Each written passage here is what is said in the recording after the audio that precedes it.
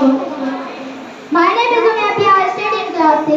Today my topic is the spark of hard work. As we all know, the importance of education.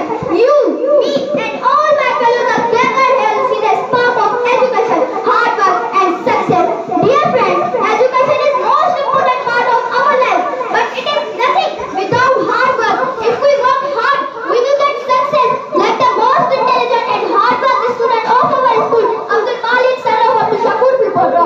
No doubt, to get education is our duty because we are the future of nation. Our Pakistan future is in our hands. But respected sir, what is the advantage of great education?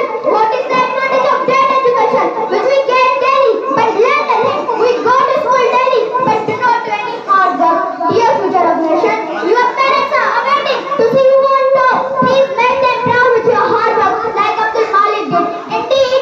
Indeed, it is the dream of every parent, and we have to give their dreams reality.